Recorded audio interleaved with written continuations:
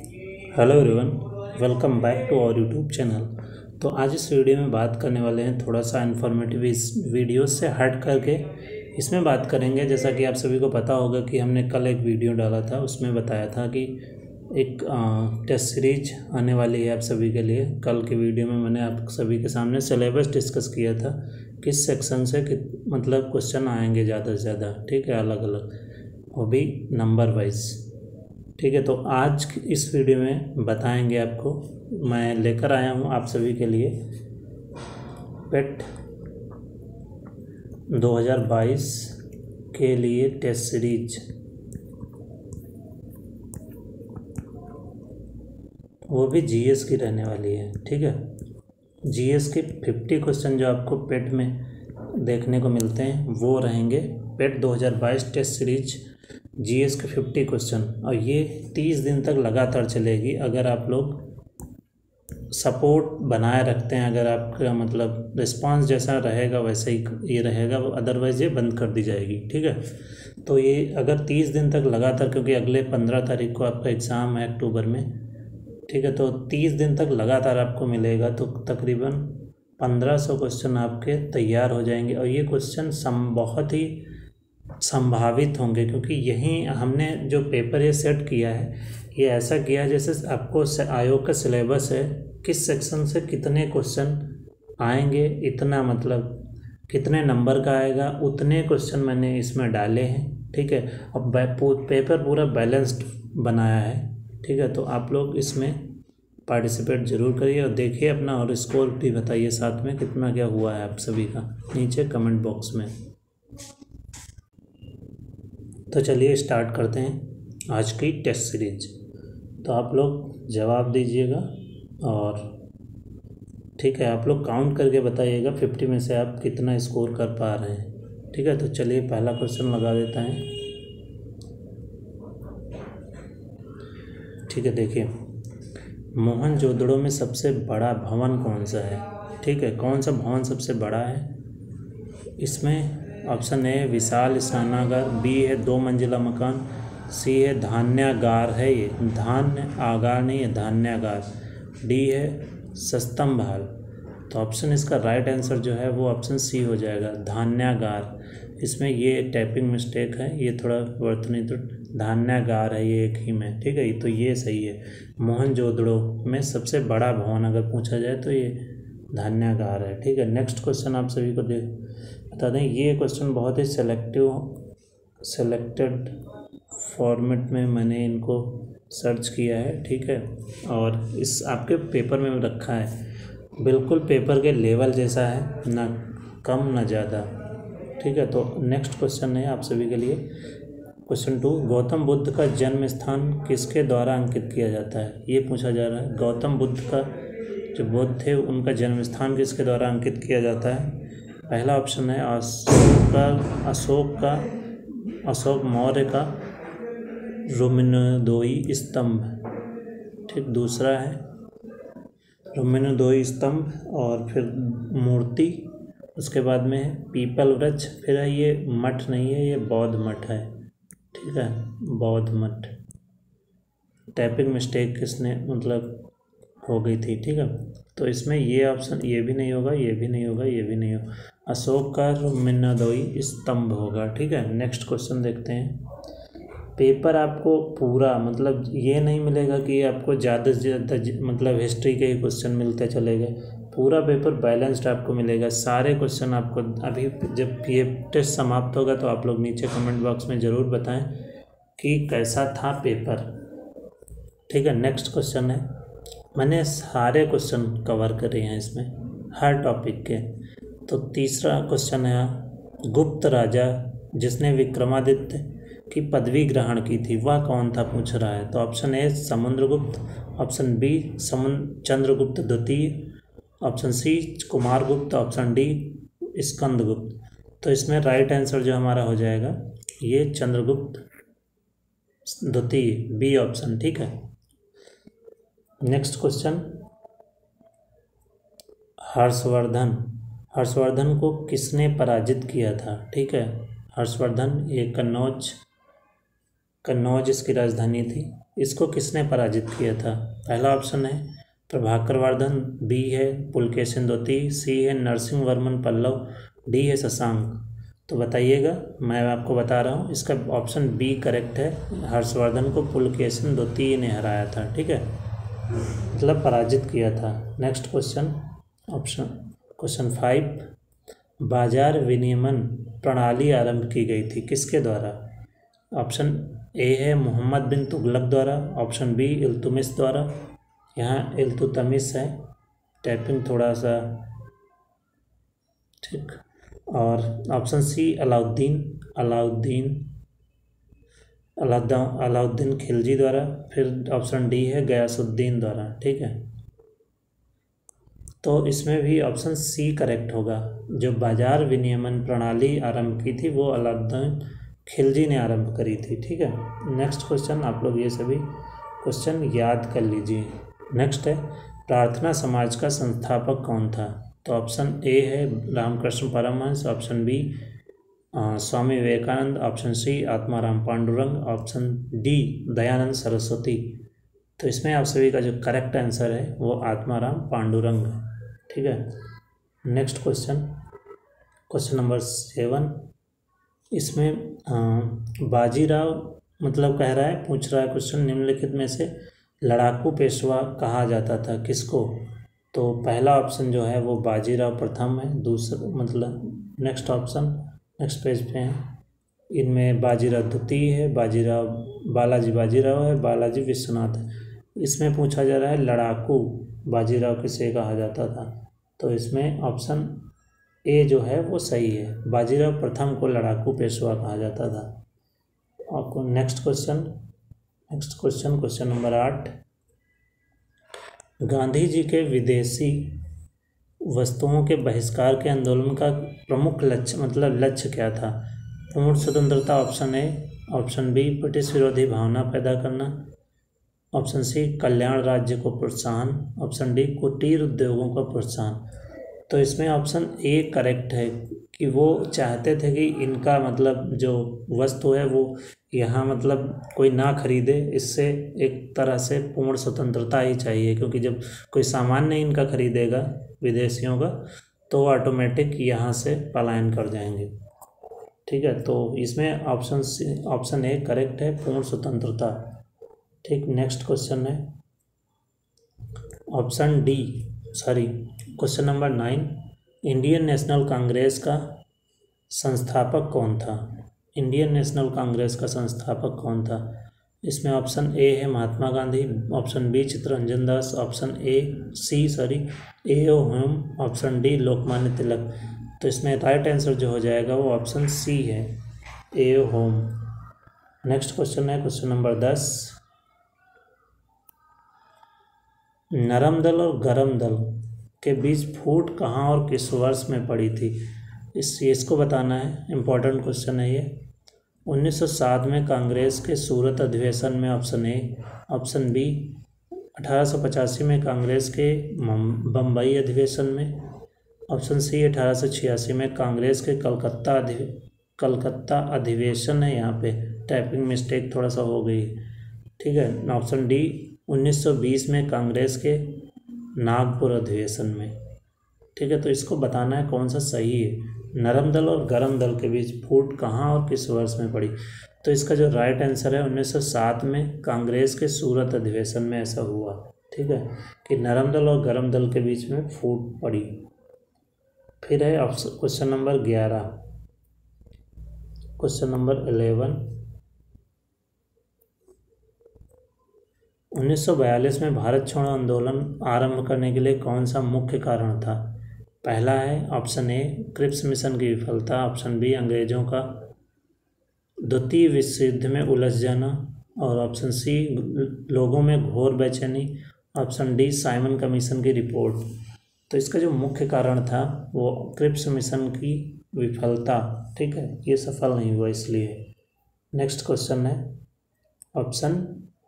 Question 12, दी गई घटनाओं के उनके कालानुक्रम अनुसार लगाएं, ठीक है। ये क्वेश्चन देखिए, सिपाही विद्रोह, इनका मतलब कालक्रम काल के अनुसार इनको लगाना है, समय के अनुसार। तो पहले कौन सा हुआ, उसके बाद कौन हुआ, फिर क्या हुआ। तो देखो 1900 ये वास्को डी गामा भारत पहुंचा 1498 में। उसके बाद बाबर इसमें मतलब शायद 1526 में इन्होंने बाबर द्वारा मुग़ल साम्राज्य की स्थापना करी गई। ठीक है, उसके बाद में सिपाही विद्रोह हुआ 1857 में। तो पहले बी, फिर सी, फिर ए। तो सी ऑप्शन, बी सी ए, ये इसमें सी ऑप्शन करेक्ट है। ठीक है, नेक्स्ट देखिए क्वेश्चन नंबर 13। 1939 में सुभाष चंद्र बोस किसे हराकर कांग्रेस पार्टी के अध्यक्ष चुने गए थे।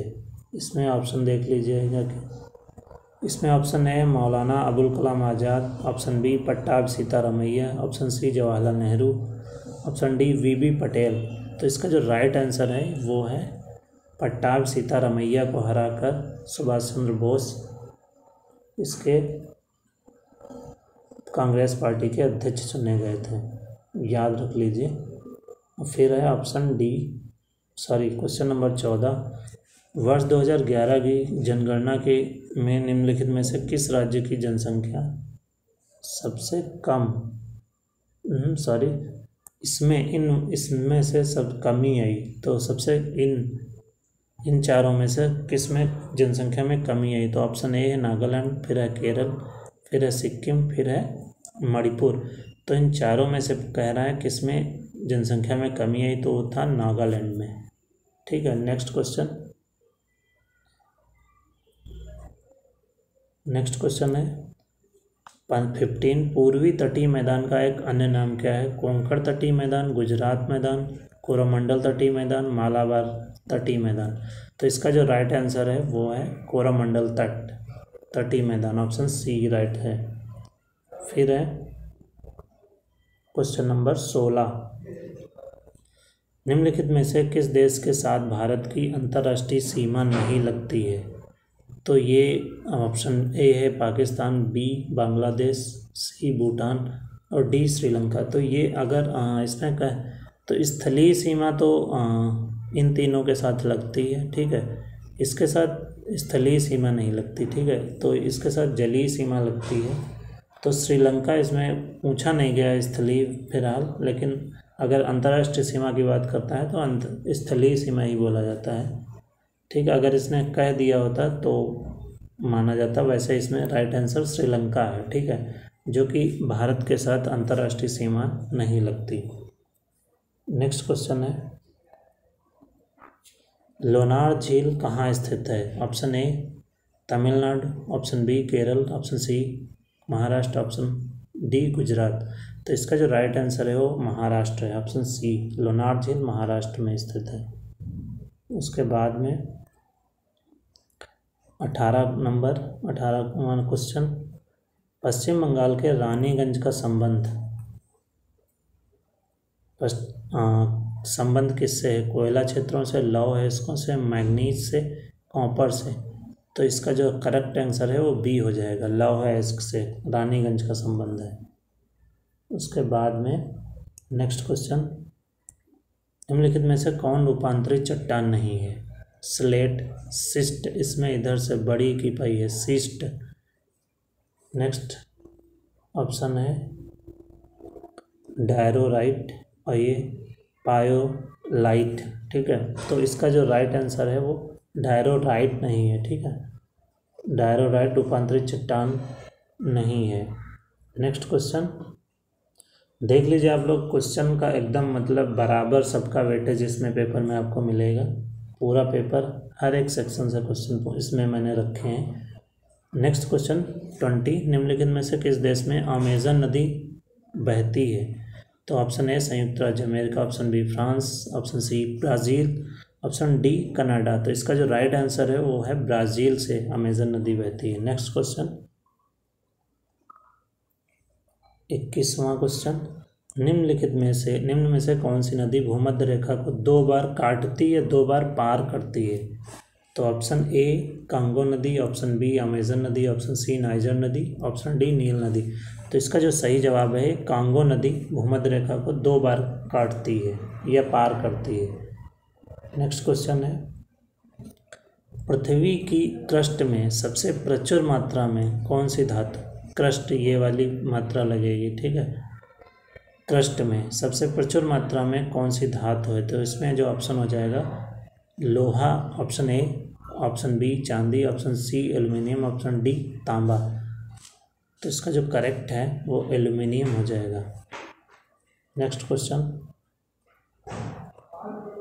किस पंचवर्षीय योजना में कृषि ने ऋणात्मक विकास प्रदर्शित किया?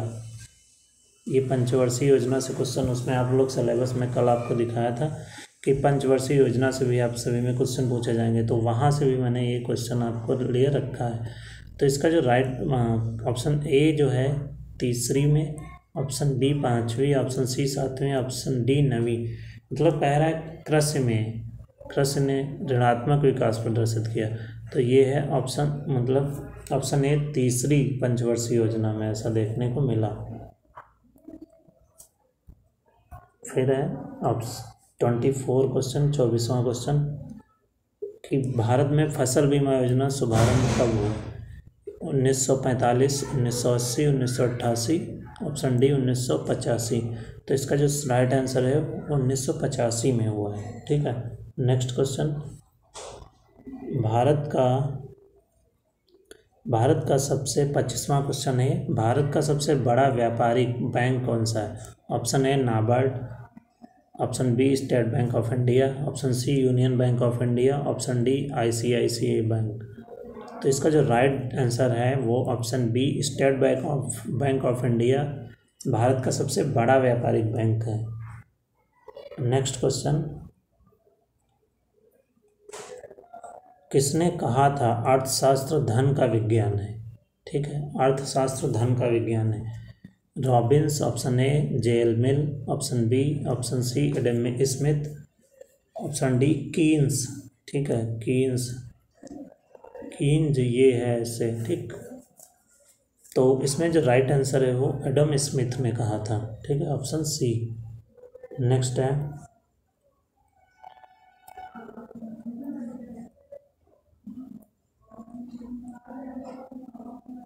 ग्रीन बैंकिंग का अर्थ क्या है? ग्रीन बैंकिंग, बैंकों द्वारा वनों का विकास, ऑप्शन ए, ऑप्शन बी में है बैंकों द्वारा पर्यावरण के अनुकूल परियोजनाओं को वित्त प्रदान करना, फिर है ऑप्शन सी बैंकों द्वारा सिंचाई परियोजनाओं को वित्त दिया जाना, ऑप्शन डी उपर्युक्त में से कोई नहीं। तो इसका जो राइट आंसर है ये ऑप्शन बी है, ठीक, बैंकों द्वारा पर्यावरण के अनुकूल परियोजनाओं को वित्त देना। वित्त मतलब फाइनेंस, फाइनेंशियल हेल्प, आर्थिक।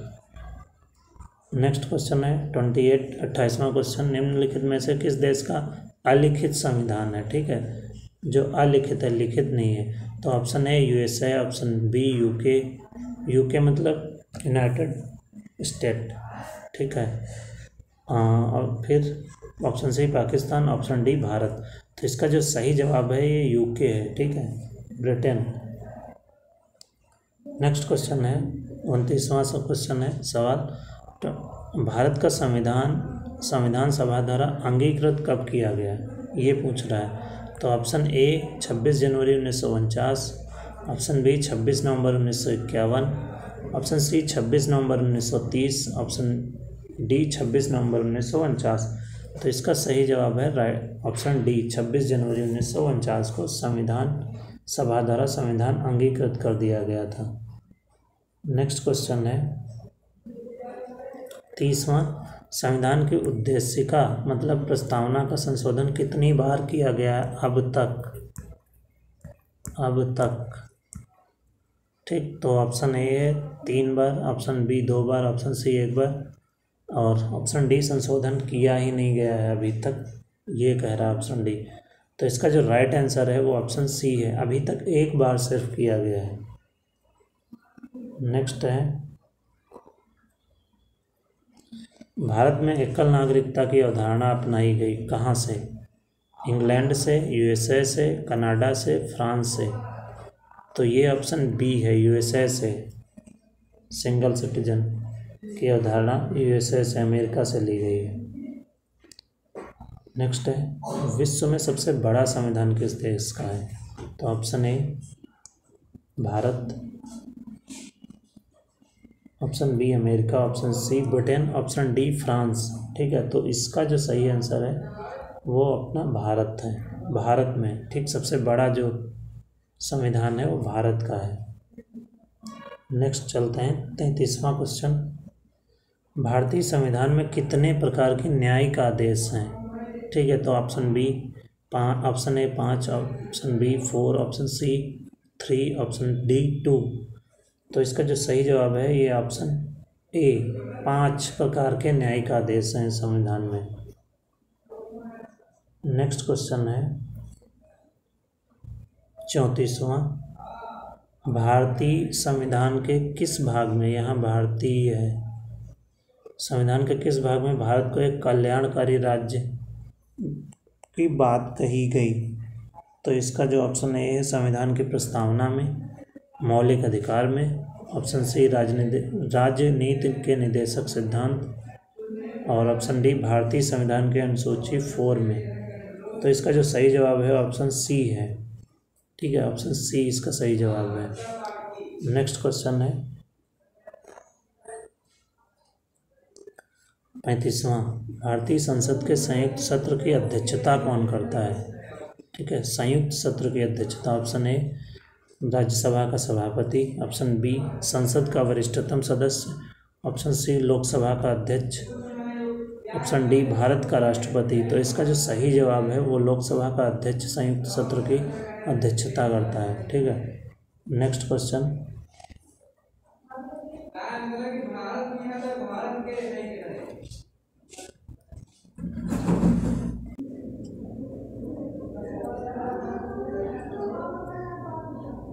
क्वेश्चन है आप सभी का, एक मिनट। घरेलू 36वां क्वेश्चन है, घरेलू विद्युत उपकरण किस क्रम में जुड़े होते हैं? तो ऑप्शन ए श्रेणी क्रम में, ऑप्शन बी समांतर क्रम में, ऑप्शन सी मिश्रित क्रम में, ऑप्शन डी उपर्युक्त में से कोई नहीं। तो इसका जो सही जवाब है ऑप्शन बी समांतर क्रम में। घरेलू विद्युत जो आपके घरों में लगे होते हैं वो समांतर क्रम में होते हैं। नेक्स्ट क्वेश्चन है, सोना चांदी प्लेटिनम को नोबेल धातु मतलब उत्कृष्ट वस्तुएं, उत्कृष्ट धातुएं क्यों कहते हैं? क्योंकि ये भू-प्रॉपर्टी ये एक ही में है, स्वतंत्र अवस्था में पाई जाती हैं। ऑप्शन ए ये है, ऑप्शन बी यह अत्यधिक मूल्यवान होती हैं, ऑप्शन बी, ऑप्शन सी यह प्रकृति में कम मात्रा में पाई जाती हैं, ऑप्शन डी उपर्युक्त में से कोई नहीं। तो इसका जो सही जवाब है ऑप्शन ए है, क्योंकि ये भू प्रॉपर्टी में स्वतंत्र अवस्था में पाई जाती हैं। नेक्स्ट क्वेश्चन है, समुद्र जल से नमक को कैसे प्राप्त किया जा सकता है? ऑप्शन ए वाष्पीकरण द्वारा, ऑप्शन बी आसवन द्वारा, ऑप्शन सी जो है क्रिस्टलीकरण द्वारा, ऑप्शन डी प्रभावी आसवन द्वारा। तो इसका जो सही जवाब है वो वाष्पीकरण द्वारा नमक प्राप्त किया जाता है समुद्र से। नेक्स्ट क्वेश्चन,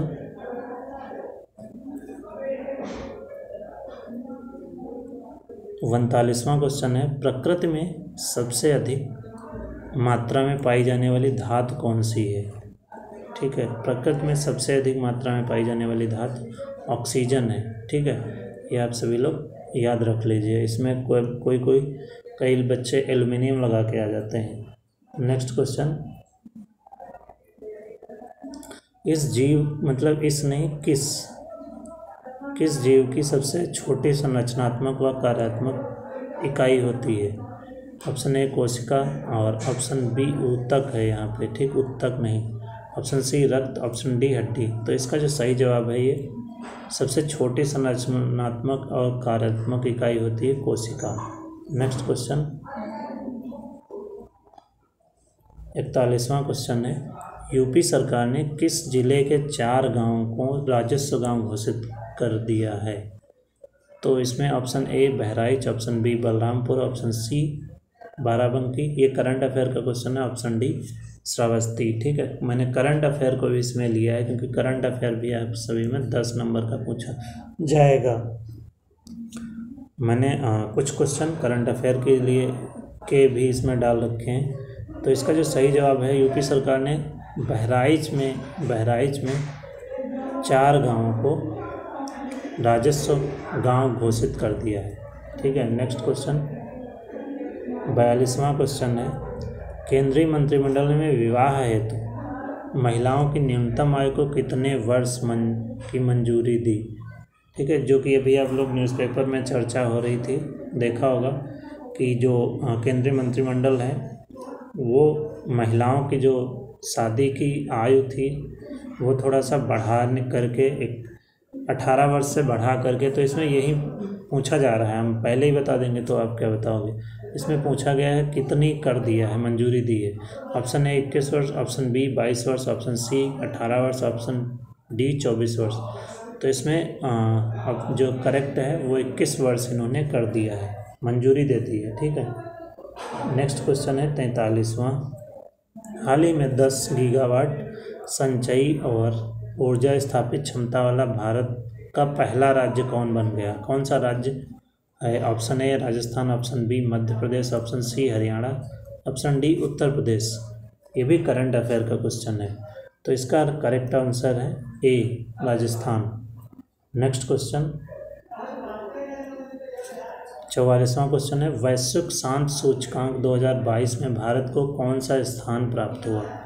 वैश्विक शांति सूचकांक पूछ रहा है, ये भारत में नहीं है, में है। ऑप्शन ए है 134वां, 133वां और ऑप्शन सी 135वां, ऑप्शन डी 136वां। तो इसका जो करेक्ट आंसर है वो 135वां है। भारत को स्थान वैश्विक शांति में 135वां स्थान मिला है। नेक्स्ट क्वेश्चन है 45वां क्वेश्चन है, कतर देश की राजधानी कौन सी है। Option A Sanaa, option B Muscat, option C Manama, option D Doha. तो इसका थोड़ा मतलब ऐसे ही आप लोग राजधानी से भी उसमें सिलेबस में दिया है, क्वेश्चन आएंगे। तो इसका जो सही आंसर है ये ऑप्शन डी है। ठीक है, दोहा। नेक्स्ट क्वेश्चन है 46वां, हिंदुओं का तीर्थ स्थल सबरीमाला किस राज्य में स्थित है। ठीक है, अभी पिछली बार 2-3 साल पहले ये चर्चा में रहा था सबरीमाला मंदिर, इसमें मतलब जाने नहीं दिया जाता है और इसमें बता देते हैं ये हनुमान, इसमें बालाजी कुछ हनुमान जी का है इसमें मूर्ति स्थापित है। तो नीची जाति वालों को इसमें जाने नहीं दिया जाता, इसलिए बहुत हंगामा खड़ा हो गया था, जिसके लिए कोर्ट में ये मैटर चला गया था। इसमें इसीलिए मैंने ये अच्छा क्वेश्चन था तो मैंने इसको इसमें रखा है, संभावित है कि ये आ जाए। इसमें ऑप्शन ए है कर्नाटक, इसमें पूछ रहा है कि किस राज्य में स्थित है Sabarimala. Option B Kerala, option C Uttar Pradesh, option D Madhya Pradesh. तो इसका जो सही जवाब है केरल, ऑप्शन बी। सबरीमाला जो मंदिर है वो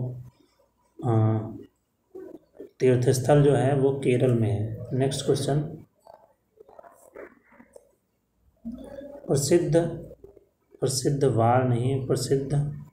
गंगा सागर मेला भारत के किस राज्य में आयोजित किया जाता है। ठीक है, तो गंगा सागर मेला किस राज्य में। तो option A Bihar, option B Jharkhand, option C Uttar Pradesh, option D Paschim Bangal. ठीक है, तो गंगा सागर मेला ऑप्शन डी पश्चिम बंगाल में आयोजित किया जाता है हर वर्ष। और नेक्स्ट क्वेश्चन 48वां, इसमें ग्रैमी पुरस्कार किस क्षेत्र में दिया जाता है। तो ग्रैमी पुरस्कार ऑप्शन ए साहित्य, ऑप्शन बी संगीत, ऑप्शन सी विज्ञान और ऑप्शन डी आविष्कार और खोज।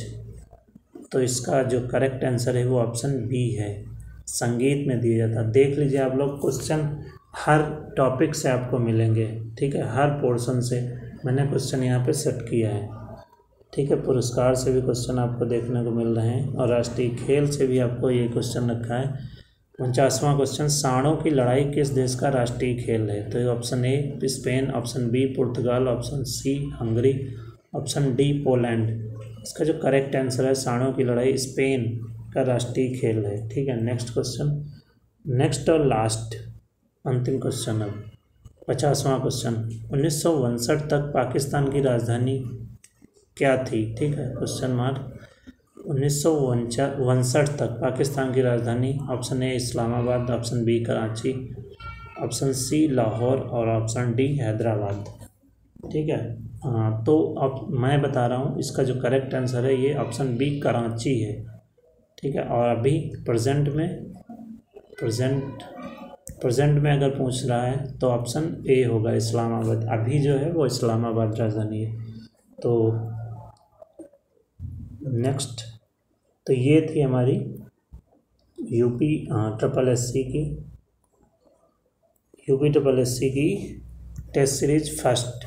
ठीक है, कैसी लगी आप सभी को ये आप लोग नीचे कमेंट बॉक्स में बताइए। और आपको अगर ये रेगुलर चाहिए और किसी विशेष टॉपिक पे अगर आप कोई वीडियो चाहते हैं तो वो भी आप लोग नीचे कमेंट बॉक्स में बोल दीजिए। मैं कोशिश करूँगा अगर ज़्यादा डिमांड होगी तो मैं उस पर वीडियो बना के आप सभी को विस्तार से समझा दूँगा। ठीक है, और इस वीडियो अगर ये कंटिन्यू रहे ये टेस्ट सीरीज़ तो आप लोग नीचे थोड़ा सा रिस्पांस यस करिएगा कमेंट बॉक्स में, जिससे ये हमको लगे कि ये आप लोगों की ज़रूरत है, अदरवाइज़ देखा जाएगा। ठीक है, तो आपने टेस्ट सीरीज़ भी देख ली, कैसे मैंने लेवल सेट किया था, एकदम लेवल सही था और हर पोर्शन से क्वेश्चन उठाए थे, वो आप लोगों ने देख ही लिया होगा। ठीक है, और आप लोग कमेंट ये भी करिए कि कितने आपके 50